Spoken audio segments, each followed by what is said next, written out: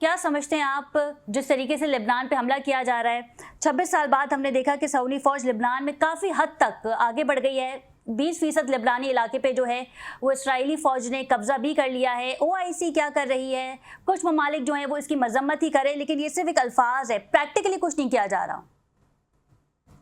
Practically आप चाहते क्या हैं कि वो इस जंग में शामिल हो जाएं?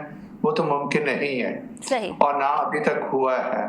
वो शुरू में जब पैलेस्टाइन वहाँ गए थे और उधर स्टार्ट किया था, उस वक्त तो पाकिस्तान के भी कुछ फौजी और कुछ फजाइया के लोग थे शामिल, जिसका हम जिक्र सुनते रहते हैं जी। लेकिन अभी मजम्मत कर रहे हैं।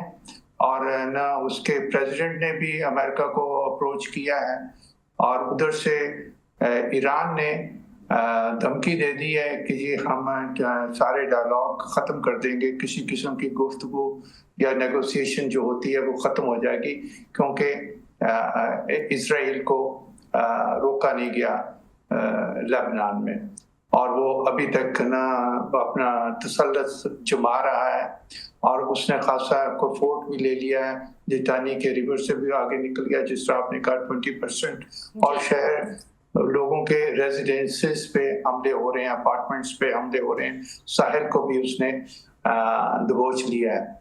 तो ये बातें जो मुझसे पहले स्पीकर बात कर रहे थे वो बात सही है बेहिसी की, लेकिन ना ये हमेशा एथिक्स को प्रेस तो हम करते हैं, लेकिन जब ना अमल का मसला आता है तो उसमें गैप रहता है, बात में, क्लेम में, स्लोगन में और एक्शन में, अमल में।